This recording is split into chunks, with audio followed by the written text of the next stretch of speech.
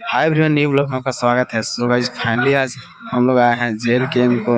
यहाँ पे आगमन है डाल्टनगंज में आज टाइगर जयराम महतो का। तो फाइनली उन्हीं को सभा में हम लोग संबोधित करने यहाँ पे आए हैं। हम अनूप और सोनू आए हैं।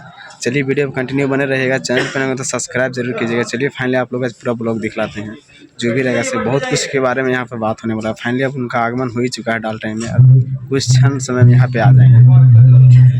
तो ठीक है गाइज, फाइनली आप लोग को पूरा दिखलाते हैं। देखिए टाउन हॉल का, देखिए यही रहा पूरा डाल्टनगंज टाउन हॉल में समारोह हो रहा है गाइज। पूरा दिखलाते हैं आप लोग का व्यू।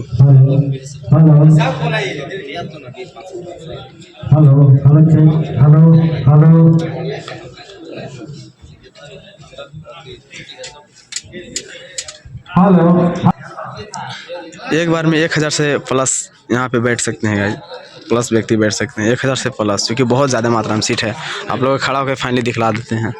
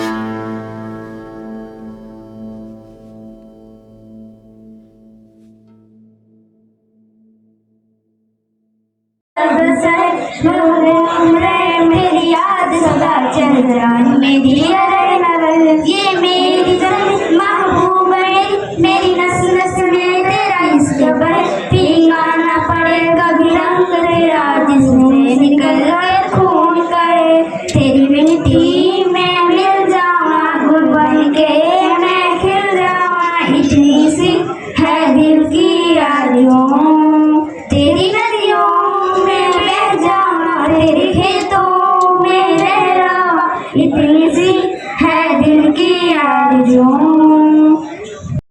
और अपन घर पूरा देखती है, लेकिन सब कुछ छोड़ छाड़ के अरे वो सिपाही बन के टाइगर जयराम महतो के विचारधारा के लेकर के झारखंड के 24 जिला 5 प्रमंडल 32,620 गांव में जाके कह रहा है कि जाग जो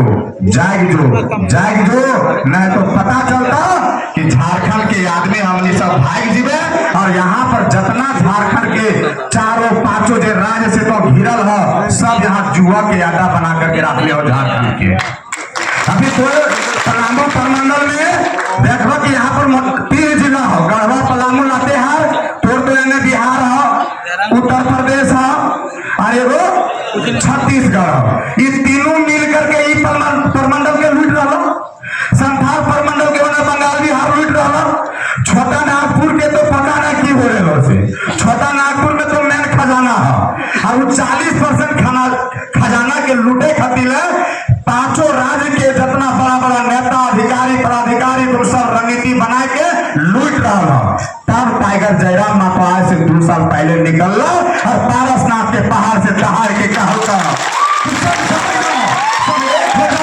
इसलिए एक हो जाओ, नहीं तो आने वाला समय में आज हमने रोड पर ही आओ, हमने के बाल बच्चा रोड पर हलो, कल आवे समय में हमने के बाल बच्चा भी रोडे पर रह जीता और मेन खजाना मार के दूसरे रोड चल जीता। तो मेन खजाना के बचाना है, वो 40% के खजाना जो है झारखंड में वो खनिज संपदा के बचाना है। कैसे बचाना है, कैसे बचेगा का जहे होते हैं रेल में कोने लागोगा नहीं तो कोर निकाल बेच, लेकिन हमरो ओकरा मेरा हमार झारखंडी आदमी जितना रहो, झारखंडी आदमी के पहले रोजी रोजगार दे, जे 75% तो रोजी रोजगार झारखंडी आदमी के दे। यहाँ अगर देखो तो दे और ना देखो तो बोरिया बिस्तर बांध और तो जो टाइगर जयराम मातो की विचारधारा एक ऐसा विचारधारा है कि वो विचारधारा के सुन के या ये बीए पास भेला के बाद भी हमने साथ में एक पार्टी बनाए करके एक संगठन बनाए करके खड़ा हो रही है और हर गरीब गुरुआ के साथ खड़ा हो रही है। जाने का आदमी कहा बोला है कि आजकल तो असली मजा तो नेता और अभिनेता ले तुम, हमने तो खाली आधार लिंक और केवाईसी में व्यस्त ही हो। हमने आधार लिंक और केवाईसी में व्यस्त नहीं अभी, हमने कभी एमएम कभी जेएमएम कभी बीजेपी कभी बीजेपी कभी एमए कभी ओने गेंद बना के रख दे तू। अरे तो पढ़ी तो नौकरी चाकरी नहीं लगना तो नेतागिरी कौन आई, तो बाल बच्चा आइए बीए पास बेगलो झारखंड में वो चपरासी के नौकरी ना लगे था से तोरा देखबे के तुझे तोरा सुनबे अरे ये देखने कि हमर बाल बच्चा के नौकरी झारखंड में कैसे लगता है। बापा खबे था बीजेपी के झंडा, बापा खबे था जेएमएम के झंडा और बेटवा घर में बेरोजगार बैठे होकर सुझाए नहीं है। और जब लेके जाओ तो बापा को भी आ रे काल के छोड़ लो कोई नेता बन जीवा। अरे भैया स्वर्ग के दरबारी करने से अच्छा है कि नर्क के राजा बन करके रहेंगे। अब नर्क क्या होता है तो नर्क उस बेरोजगार लड़का से पूछिए जो आईए बीएमए पास है, एसडी पीएचडी किया हुआ है, ना नौकरी है ना चाकरी है ना मान है ना सम्मान है ना इज्जत है, कुछ नहीं है। जब उसके पास नौकरी नहीं है तो हम इसलिए कहने आए हैं, हम केंद्रीय संगठन मंत्री हैं लेकिन हम इस पोस्ट को हम बरकट्ठा विधानसभा प्रत्याशी को लेकर धोखे नहीं चलते हैं, हम एगो जयराम टाइगर जयराम मातो के सच्चा सिपाही होके चलते हैं। कोई भी सामने आए अगर लेने होने के बात किया तो उससे नहीं रुकना, वहां रुकना ही नहीं है, सीधा सीधी टाइगर। पहले मैं बात करूंगी शिक्षा, क्योंकि आज अगर यहाँ उपस्थित है हमारे टाइगर दादा तो वजह क्या है, शिक्षा। क्योंकि शिक्षित हुए तभी झारखंड को जगा है, तो वजह शिक्षा है। आज अगर विधानसभा के अंदर 81 विधायक में से सिर्फ एक विधायक बाकी 80 चुप बैठते हैं, अगर दहाड़ रहे हैं और हम सबका आवाज बनकर वहां पे हमारा समस्याओं को रख रहे हैं तो वो उनका वजह क्या है, शिक्षा। शिक्षा ही है ना। लेकिन क्या जिस तरह से हमारा शिक्षा व्यवस्था है हमारे झारखंड राज्य में, क्या इस शिक्षा व्यवस्था में आप लोगों को क्या लगता है कि स्कूल का कलर चेंज हो रहा है, जो रंग है ना रंग चेंज हो रहा है। जैसे सरकार बन रहा है वैसे अगर बीजेपी बनेगा तो गेरुआ हो रहा है और अगर जेएमएम बनेगा तो हरा हो रहा है। उसी तरह बच्चों का जो यूनिफॉर्म में कपड़ा है स्कूल ड्रेस उसका भी कलर चेंज हो रहा है, लेकिन शिक्षा में कोई बदलाव नहीं हुआ है। अगर दिया जा रहा स्कूल में देना क्या चाहिए, शिक्षा, लेकिन स्कूल में सब चीज दिया जा रहा है, ड्रेस दिया जा रहा है, कपड़ा दिया जा रहा है पहनने को, खाने को खिचड़ी तक दिया जा रहा है, जूता दिया जा रहा, बैग दिया जा रहा, चप्पल दिया जा रहा, सारा चीज दिया जा रहा, किताब कॉपी, लेकिन स्कूल में जो देना चाहिए, विद्यालय में जो देना चाहिए वो नहीं दिया जा रहा है। वो क्या दिया जाता है, शिक्षा। आप अपना बच्चा को खाने के लिए स्कूल भेजते हैं कि शिक्षा के लिए भेजते हैं? शिक्षा के लिए भेजते हैं ना, तो क्या शिक्षा दिया जाता है? नहीं, समान शिक्षा नहीं दिया जाता है। समान शिक्षा कब मानिएगा कि समान शिक्षा हो रहा है, जिस दिन आईएएस आईपीएस विधायक संसद जितना वार्ड मेंबर से लेकर के संसद मुख्यमंत्री प्रधानमंत्री तक आईएएस आईपीएस एकदम चपरासी से लेकर के आईएएस आईपीएस तक के बच्चे और मजदूर के बच्चे को समान शिक्षा मिलेगा, उस दिन समझेंगे कि समान शिक्षा मिल रहा है। अन्यथा ये बोलना व्यर्थ है कि समान शिक्षा मिल रहा है। टाइगर जयराम मातो जी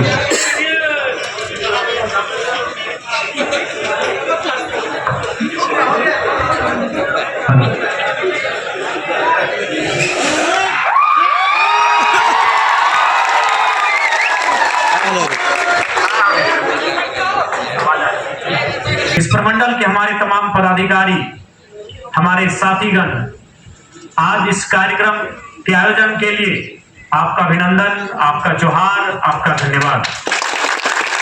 और जब घर से चले थे, चूंकि बारिश का मौसम भी है और सामान्यतः हम लोग सभा कार्यक्रम मंच से नहीं बल्कि खुले मैदान पर क्या करते थे, तो बारिश का मौसम था तो धनबाद, बोकारो, गिरिडीह में भी बहुत सारे जो हमारे विपक्ष के साथी हैं वो कह रहे थे कि धनबाद बोकारो नहीं है विधायक जी, वहां जाएंगे तो 4 को लोग नहीं आएंगे। हम बोले अच्छा है, कोई बात नहीं, लेकिन शायद वे लोग भूल गए थे। यहाँ भी हमारे जिला अध्यक्ष बड़े भाई दिलीप मेहता भी बोलते थे कि विधायक जी क्या होगा, धनबाद बोकारो में जैसा लोग आपको सुनने के लिए आते हैं, आपको लाड दुलार प्यार देते हैं, पता नहीं पलामू में मिलेगा कि नहीं। तो शायद उन लोग भूल गए थे कि पलामू को टाइगर की धरती कहा जाता है।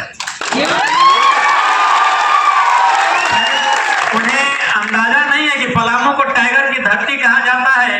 वह टाइगर गिरिडीह से आए या सिमडेगा से आए, साहबगंज से आए, पलामू में स्वागत होगा ही होगा। और बिल्कुल आज पलामू की जनता ने जो प्यार और जो दुलार, जो स्नेह दिया है, आज के इस दृश्य को, क्योंकि बारिश का मौसम भी है, बारिश के मौसम में लोग पैसे देकर अगर बुलाते हैं। आज अभी प्रधानमंत्री जी का पटना में या बिहार में कहीं कार्यक्रम था, वहां की बहनों को जबरन, जो स्वास्थ्यकर्मी है, आंगनबाड़ी है, सेविका, उनको जबरन ले जाया गया। तो लोग जबरदस्ती नेताओं के सभा में नहीं जाते हैं और बारिश के मौसम में पलामू की इस धरती में जगह कम पड़ रहा है, तो निसंदेह ये आपका आशीर्वाद है। और ये हम लोग को भी विश्वास है कि आने वाले दिनों में पलामू के साथ साथ पूरे झारखंड राज्य को हम लोग बेहतर दिशा देने का काम करेंगे। पलामू यानी पलास, पलामू का प यानी पलास, ला यानी ला और म यानी महुआ। कितना सुंदर इसके नामकरण में ही, यानी पलामू के जो बुजुर्ग थे, पता नहीं 100 साल पहले इसका नाम दिया गया है या 500 साल पहले इसका नामकरण किया गया है या 1000 साल पहले इसका नामकरण किया गया है, लेकिन कितनी सुंदरता के साथ, कितना सटीक पलामू का नामकरण किया गया है कि प से पलास, ल से ला, म से महुआ। क्या सौभाग्य रहा होगा पलामू वासियों का, क्या इतिहास रहा होगा पलामू वासियों का, क्या भूगोल रहा होगा पलामू वासियों का। ये पलामू का 3 अक्षर का नाम बता रहा है कितना गौरवशाली रहा होगा ये पलामू। और आज हमारे नौजवान पीढ़ी का ये प्रयास होगा, जेएलकेएम पार्टी का ये प्रयास होगा कि झारखंड के इस विशिष्ट भूभाग पलामू का जो गौरवशाली इतिहास रहा होगा, उसे अपने संघर्षों से, अपने तप से, अपने त्याग से, उसे हम लोग वापस लेकर आए। आज जिस पलामू को उसके नाम से ही सुनकर, उसके नाम के मतलब को जानकर हमें गौरव महसूस होता है, हमें गर्व महसूस होता है। आज उस पलामू को लोग पलायन के लिए भी जानने लगे हैं। आज उस पलामू को एक निर्जन स्थल के रूप में भी जानने लगे हैं। आज उस पलामू को कहीं ना कहीं करप्शन के रूप में भी लोग जानने लगे हैं। तो आज हमें आवश्यकता है पुनः अपने गौरवशाली इतिहास से प्रेरणा लेते हुए इस पलामू को पुनः सुंदर और सुसज्जित बनाया जाए। इसके लिए आज हमें मेहनत करने की आवश्यकता है। ये मैं नौजवान साथियों से कहना चाहूंगा। आज वर्तमान में झारखंड मुक्ति मोर्चा के नेतृत्व में सरकार है। चुनाव से पहले, शायद इससे पूर्व के चुनाव में उनके जो टीम के कैप्टन हैं माननीय हेमंत सोरेन जी, उनके मुख से ही मैंने सुना था कि यदि उनकी सरकार आएगी तो पलामू को उप राजधानी बनाएंगे। मुझे लगता है आज आवश्यकता है पलामू को एक नई उप राजधानी बनाने। राजनीति के तरीके को बदलने आया हूं, इसलिए मैं ये नहीं कहूंगा पलामू वासियों कि 29 में हमारी सरकार बनेगी तभी हम आपकी उप राजधानी पर चर्चा करेंगे। मैं आपको ये कहूंगा कि इसी सदन में अगर मौका मिलेगा तो सदन के शून्यकाल में पलामू को 29 में क्या होगा मैं उसके लिए बात नहीं करूंगा। इसी सदन में पलामू को राजधानी बनाया जाए। इस सदन में खड़ा होकर हम इस बात को रखेंगे कि आज आपको क्या और बिल्कुल इसकी आवश्यकता है। आज हम भी जब घर से आए तो हमने अपने आरक्षकों से कहा, हमारे जो ड्राइवर